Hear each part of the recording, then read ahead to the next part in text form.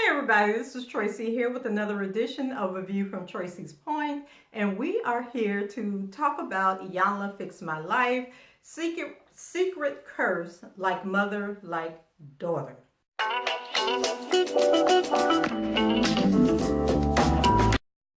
Let's go ahead and get into this episode.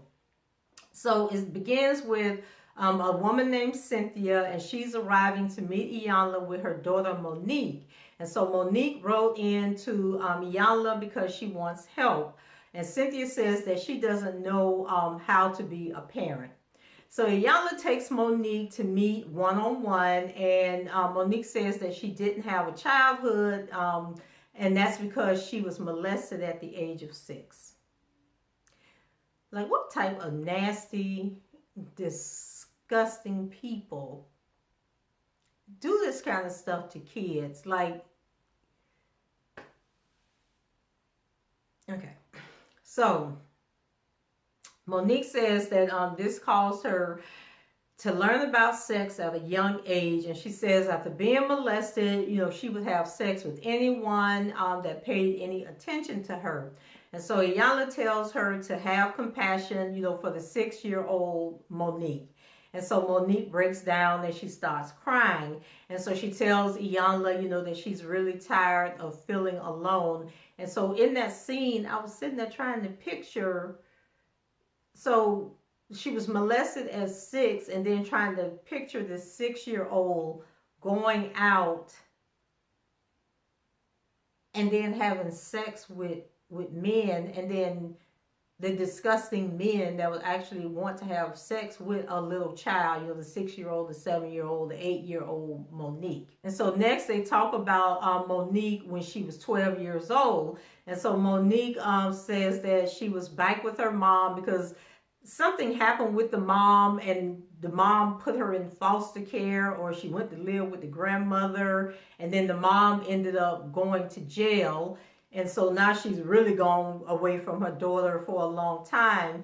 And so she says that at the time she got pregnant by a 21-year-old man.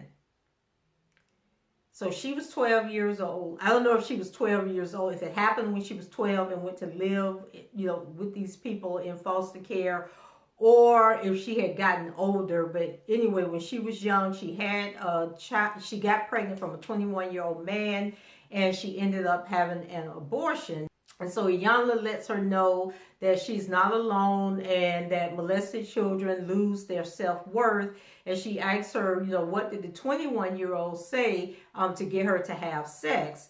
And so, she was just like, basically he paid attention to her, and that was all that she cared about. And so then she was like, well, how did you pay for the abortion? Like, how did all this work out? And so she says that one of her friend's mother took her to get the abortion. Now I got an issue with that because how do you take a child to get an abortion and not report it to authorities, not go to the child's mother or guardian to say, hey, this is going on? But instead she took her to get the abortion. And so Iyanla said, well, how did you pay for it? So she said she used prostitution. And so Iyanla was like, explain that to me. Like, what? Okay. So she said that she knew this older man. And so she went to the man. I guess he had been hitting on her. And so she went to the guy and said, if you give me the money to get this abortion, then I'll have sex with you. And so the guy gave her the money. So what communities are these? Where are these people living? Where are these people from where this obviously seems to be the norm? And so it's pointed out that Monique never shared this with Cynthia. So at this point, Iyanla's interested in her relationship with Cynthia. And she says that the two of them argue and fuss all the time. They cuss at each other. Like, there's no mother-daughter relationship or bond there. And so as a result, Monique says that she has little compassion for her own children and treat them the same way that Cynthia treated her. So when I asked then Iyanla did this mirror, because she always has to do one of these exercises. So this exercise was the mirror exercise, and then they had all these different words written on the mirror, and some of the words were in red and some of the words were in black. So before they go to the mirror, Iyanla asks Monique, what do you see when you look in the mirror? And so Monique says that she sees someone that she hates. And she says, I just want to hurt someone as much as I've been hurt and as much as I'm being hurt inside. And so to drive the point home, Iyanla takes her to stand in front of the mirror. And so when she asks her, if she sees anyone that she hates, Monique shakes her head and she starts to cry. So among the words that are written on the mirror includes the word abandonment, which Iyanla says should be at the bottom because that's where she came from. And so the red words are written in permanent ink and can't be removed. And so one of those words was the word cancer. So she asked Monique, about cancer, like, do you have cancer? And so Monique tells her that she believes that she has cervical cancer and that she had gone to the doctor and that they had removed these cervix cells, and that, however, she hasn't gone back to confirm the prognosis. So they did this procedure on her to test the cells to see if they were cancerous. But she was so afraid because she had a friend who found out that she had cancer, and within a year of learning that she had the diagnosis, the friend died. So she was like so afraid that it was going to come back that she had cancer. So she never went back and got the diagnosis. So Iyanla was like, I'm not taking that as an answer. I got to get you a doctor. We got to find out, like, do you have cancer? Because you can't live with that burden of wondering, like going through life thinking, I got cancer, but I'm not going to do anything about it. And so she says that, that has to be handled, and that's not something, you want to be taught as a girl. Your body is important and you have to take care of your health because that's part of being healthy mentally and physically, and to be a better mother to your own kids. And so she tells her that if she doesn't address the cancer, that she would die and leave her kids alone like she was left alone. As Monique heads off to see the doctor, Iyanla sits down with Cynthia. And so, Lord have mercy, Cynthia came out there with that blue hair. And she obviously, so she's been to prison and she was really looking like she may be a lesbian at this point. And so when Iyanla takes her to see the mirror, Cynthia begins to break down. And so Iyanla tells Cynthia, that she has passed some things down to Monique and it's time for her to face up to it. Iyanla tells Monique that, the words written in black can be removed. So those are things that they can work on fixing, but the ones in red cannot. So Cynthia, she starts crying when she sees the phrase horrible mother. And so she says that she owns it because, she wasn't there and that she was being selfish and that she loved being in the streets and ended up, going to prison for selling crack. And so she really abandoned Monique and realized, that her selfishness made her this horrible, horrible person. And then I'm thinking, she went on to talk about the fact that she too had been molested, and she was molested at the age of 6. And she says that she was raised by her grandparents and was later adopted by them. The mother dropped her off at the grandparents' house and said that she was going to look for a better life, but then she never came back. But I guess the grandparents never explained all this to her. She just knew that she was living with the grandparents, and then all of a sudden the grandparents adopted her. But then somebody at the grandparents' house, and I couldn't figure out if it was the grandmother's husband or boyfriend that molested her or what that whole deal was about. But then we later found out that the same man that molested Cynthia also molested Monique when Monique ended up being abandoned and having to go live with the grandparents. And then Cynthia, she goes on to describe how, like, whoever this man was, he would be sitting there and then he would pick her up and put her on his lap, and then I guess he would like be touching her inappropriately, and then he would turn her face to his face and then start tongue kissing her like she a grown woman, but she was only 6 years old. And I'm just like, is some kind of illness. I mean, I just can't even conjure up the image in my mind, and I know that it happens, but I don't know. It's just so crazy to me. So after Cynthia tells Iyanla, the whole abuse story, she says that she's really angry, about what happened. But then Iyanla tells her, don't be angry because it's over. It happened. You can't go back and change it. So the tears flow, when Cynthia starts telling her that the grandmother used to beat her with extension cords and just do all kind of stuff to her, and punish her for things that she didn't do. So then at this point, Cynthia is saying, the same things that Monique, it was like the stories that Monique had told Iyanla had happened to her were almost identical to the stories that Cynthia is telling Iyanla happened to her. And so she says that she, believed that things would have been different if she had been raised by her own mom. And I'm thinking probably not, because obviously maybe the mom had been molested also, and that's why she wanted to get away from the grandmother. But then why would she, I don't understand, if you were molested, why would you take your child to the same house that you were molested at so they could be molested, and then the cycle just continues to go on. And so then Cynthia says that, she just wished that she could hurt people the same way that people hurt her, which was the exact same thing that Monique said. So Iyanla heads over to sit next to Cynthia and to console her.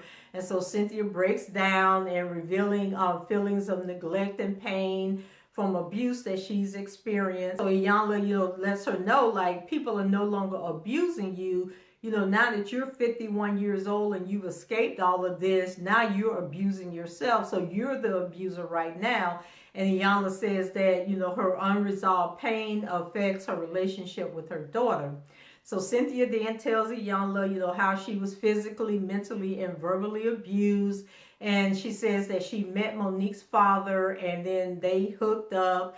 And that, she ended up getting pregnant, I guess on a one-night stand, and says that she was abused while she was pregnant with Monique. So Iyanla reveals to Cynthia that neither she or Monique know much about each other, and that since Cynthia is ready to listen to Monique, Iyanla decides that she'll bring Monique in and the two of them can sit down and talk. And so she says that 12-year-old Cynthia and 12-year-old Monique will probably fight in the beginning, because that's where, Iyanla always say you're stuck at the age of your abuse or your abandonment or whatever traumatic thing happened to you. So Monique and Cynthia learn from Iyanla that they both said the same things about not wanting to be alone and wanting to hurt people. And Iyanla has their statements written down on these cue cards. It was like these blue sheets of paper. And so Iyanla also tells Monique that she has to respect Cynthia if she wants her daughter to respect her, and that their behaviors are also a mirror reflection of each other. So once they recognize that they are experiencing the same pattern, Iyanla tells them that they have the power to break the pattern. But that requires both of them opening up and being completely honest to one another about their stories. So they have to tell the truth about everything that's happened in their life. And so for a moment, I just want you all to stop being mother and daughter and just be two women, having a conversation.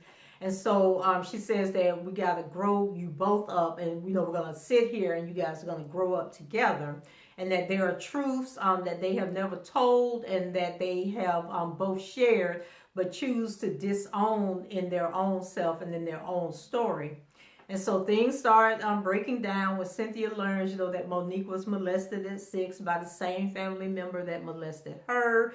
And so Cynthia doesn't want to look at Monique, but Iyanla tells her, that's your baby. You got to go get your baby, comfort your baby, tell your baby you're sorry that you put her in that situation, but also let her know that everything is going to be okay. So Iyanla gets Monique to give Cynthia details as they console each other. So they're on the sofa, they're both crying, and they're both holding on to each other, for dear life. And so Iyanla was telling Cynthia, secure the child first. Stop thinking about yourself. Stop thinking about how this is impacting your life, and think, you know, as a mother's first response is, I got to protect my child. I got to make sure my child is okay before I can deal with anything else that's going on. And so, you know, she tells Monique, let it out, you know, let it all out. Go ahead and cry as long and as hard as you want to. And so, you know, she was telling her that she never knew how to tell anybody, you know, what was going on and what was happening in her life. So now it's day 2, and Iyanla says that both of them are still stuck. And they are still stuck in childhood sexual trauma. So Iyanla sits them both down so Monique can hear Cynthia's story. So Iyanla tells Cynthia. So Iyanla has Cynthia tell Monique how she had a one-night stand with her father while she was in another relationship, and that's how she was conceived. And so Cynthia revealed that her girlfriend, so I guess Cynthia been gay for a while, abused her terribly and tried to abort her pregnancy with a broom. I think she said she was like sticking the broom handle and a board, and she was just like sticking all this stuff up in this woman, trying to kill the baby, trying to pull the baby out or whatever. And so, you know, now they both boohoo crying. I'm sitting there crying. I think everybody who was watching this show was crying. So next, Cynthia revealed how she was used to abuse, and, you know, that's just was the way of life for her. And so then Monique criticizes her for putting up with the abuse. And then Iyanla was basically looking at Monique like, how are you going to hold her accountable? She was just a child. She didn't, you know any more than Monique knew about how to deal with the situation. So as they're having like this tug of war, you know, Iyanla was basically telling them that, you know, you're trying to hold each other accountable for things that you really didn't have any answers for dealing with your own self. So if you didn't respond that way in the situation, then how you gonna tell the other person that they should have responded in a certain way in that situation? So then Monique hears from Iyanla that Cynthia didn't know any better, as Cynthia's trying to apologize, you know, for leaving Monique vulnerable, you know, to all these things that happened to her. So then Iyanla tells them that they both have the power to stop the generational curses that they have. And this inspires Cynthia to tearfully ask for forgiveness for not being there. Then Monique, you know, she's crying, and so she forgives her mom, and then they end up hugging it out. And Monique says that she isn't angry at Cynthia, that she is angry at the whole situation, that this had to be the life that they were given, and that they were both powerless to do anything about it. And I'm thinking that that's probably how most people feel. Like, you'd be like, I didn't ask to be here, and now I got to have all these horrible, horrible things happen to me. Like, where is the fairness in any of this? Like, why is this my life, but it wasn't the next person's life? So I don't think, like, she probably does have some kind of resentment that Cynthia left her, that her mom abandoned her. But I think, like, as she's become a mother, she probably understands better that, you know, Cynthia life turned out the way that it did. She was in prison, so she couldn't be there to help raise her. But still, why did this have to happen? Why didn't the grandmother protect her? Why didn't other people that were around protect her? So I can kind of understand how she was feeling. So afterwards, they go in front of the mirror together, and they symbolically clean their mirrors, and some things remain, including Monique's cancer. So Iyanla hopes that they can forge a new friendship, including breaking the curses that's been in their bloodlines for so long. So on the next day of filming, or the last day of filming, they meet with this woman named Dr. Nita Landry. And so she's the doctor that Iyanla, you know, had contacted. So she lets Monique know that she reached out to the doctor that she had seen, and that the doctor had did some kind of procedure to freeze the precancerous cells that were in her cervix or whatever area was impacted, and that she does not have cancer, but she has to stay on top of things to make sure that it doesn't turn into cancer. And so then this leads Monique to be proactive about her health and say that, you know, she's going to do what she needs to do to protect herself and to be a better person mentally and physically and spiritually, so she can be a better mother to her own daughter, because you know, depression and anger and stress and all of that, you know, that can cause things to happen in the body. And then that, you know, now that she knows she has the precancerous cells there, you know, she doesn't want to be agitating and causing harm to her body, and it turns into cancer. So guys, that's it for me. What did you guys think about this episode? Leave your comments below, rate the video, and subscribe to the channel if you haven't done so already. And until the next time, I shall talk to you guys later. Bye-bye.